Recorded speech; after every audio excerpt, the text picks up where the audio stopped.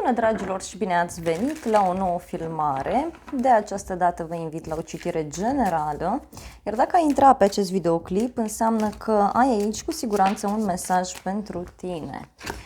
Bun, aici se pare că ai legătură cu o sumă foarte mare de bani, cu o casă, iar în alte cazuri, văd că tu treci printr-o perioadă în care vrei să te respecti foarte mult.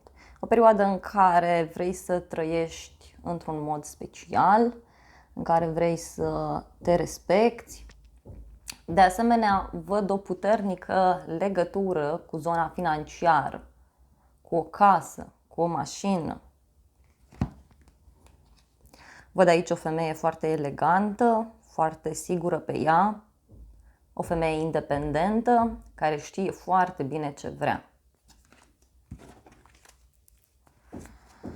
De asemenea, văd că treci printr-o perioadă de schimbări, o perioadă în care poate chiar ai de rezolvat niște probleme financiare, însă văd aici totuși că totul se rezolvă cu bine. Apare o veste foarte, foarte bună. Wow, au sărit mai multe mesaje. Văd aici o întâlnire pe care o poți avea cu niște persoane foarte dragi ție. Da? Văd o bucurie. Poate chiar te întâlnești cu niște prieteni sau îți vine cineva în vizită. De asemenea, văd aici că unii dintre voi poate ar fi bine să fiți atenți în cadrul unei întâlniri sau în cadrul unui eveniment important, pentru că văd aici o problemă de sănătate a unei persoane. În alte cazuri, văd că cineva se simte totuși abandonat, se simte puțin lăsat deoparte în cadrul acestui eveniment. Văd foarte multă pasiune, văd foarte multe discuții care au loc în legătură cu o problemă financiară sau în legătură cu o problemă de sănătate.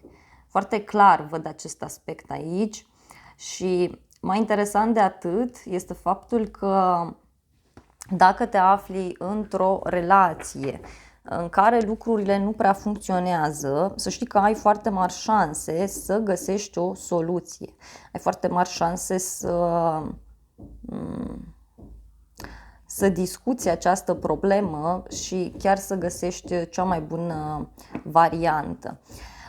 Pentru cei care sunteți singuri și vreți să cunoașteți pe cineva, fiți puțin atenți dacă apare o nouă persoană, pentru că aveți aici ocazia să vă băgați într-un triunghi amoros. Da?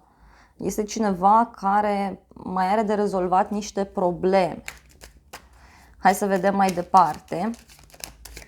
Următoarea carte. Wow! Au sărit mai multe cărți.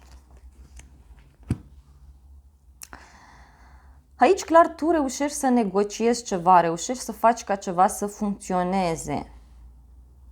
Văd în viitorul puțin mai îndepărtat că va fi nevoie să te ocupi de două activități importante care țin de zona pământului, care țin de zona practică. Și ori e vorba de două locuri de muncă, două afaceri, pentru alții poate să fie vorba de două treburi pe care le aveți de rezolvat în casă. Nu știu, încercați să găsiți un echilibru, da, între muncă și familie sau între două persoane. Văd aici că ești foarte determinat sau determinată să rezolvi o anumită problemă.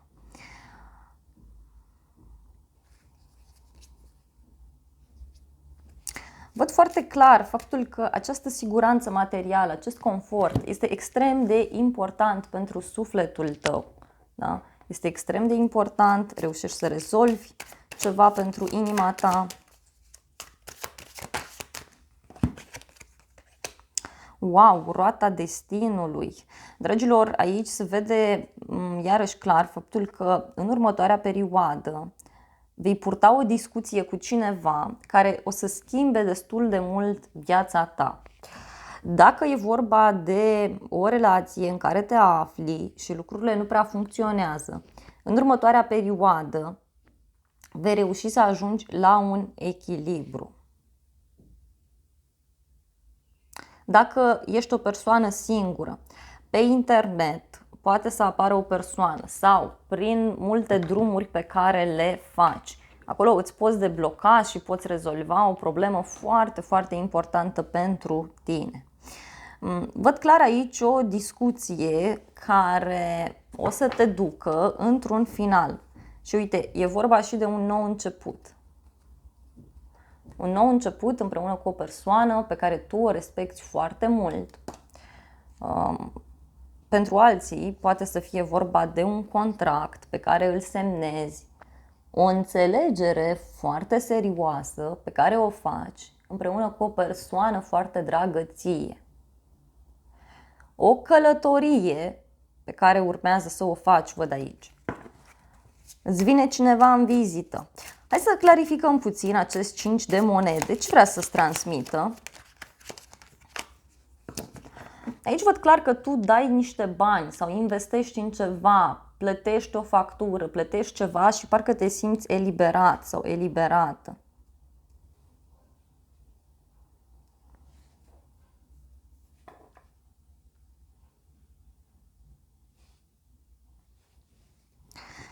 Uite, reușești să găsești un echilibru. Da? Văd aici că dacă discutăm de zona locului de muncă, văd că în următoarea perioadă apar niște situații care te restricționează din ceea ce faci sau poți să lucrezi într-un mod diferit, poți să abordezi lucrurile într-un mod diferit și reușești să te vindeci sau reușești să găsești acel echilibru de care tu ai nevoie.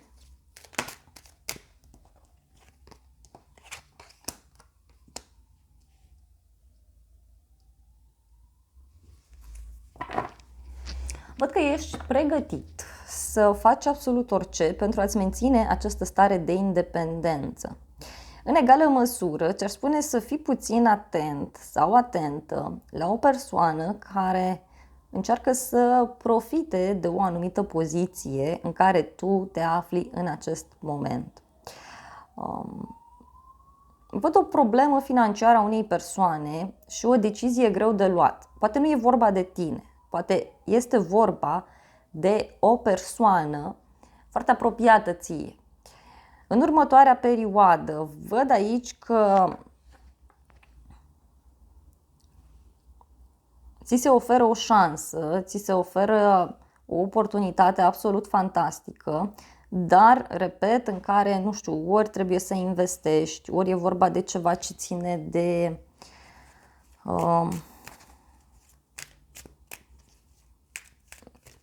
ideea aceasta de a părăsi o relație sau de a părăsi un cuplu. Dacă ești într-o relație de triunghi amoros, văd că lucrurile se clarifică, doar că este cineva care va avea o problemă financiară. Hai să vedem mai departe. Bun.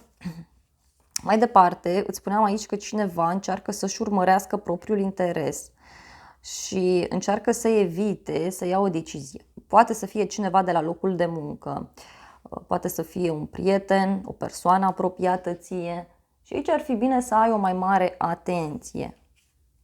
Pentru că, uite, e vorba de un blocaj într-un contract, într-o relație, într-o asociere, într-un parteneriat foarte profund.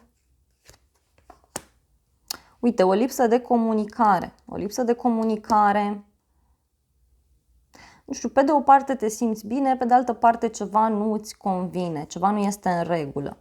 Și apare un eveniment total neașteptat legat de bani. Ori o cheltuială pe care o ai, ori trebuie să dai niște bani undeva, dar recuperezi banii prin altă modalitate, prin altă parte.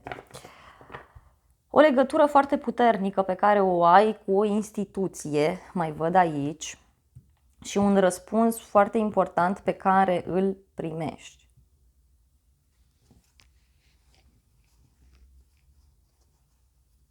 Parcă e vorba de un concediu, da? Niște bani sau poate e vorba de faptul că în sfârșit se deblochează această situație în care tu te afli.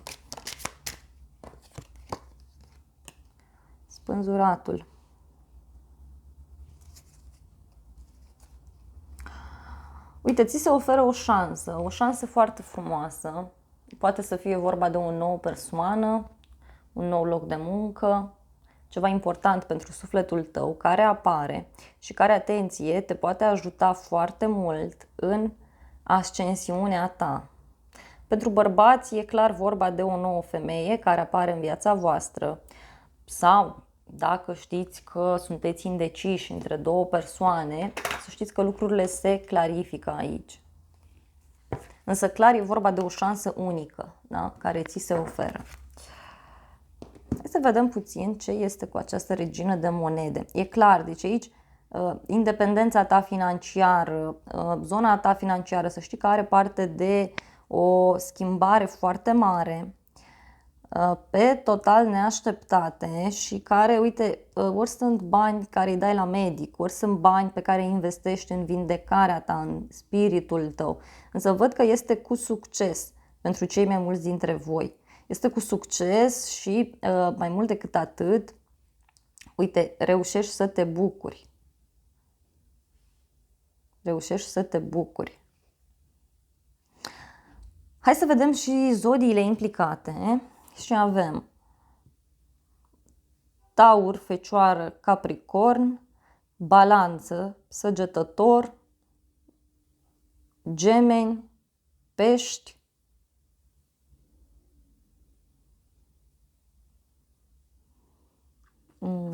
Vărsător,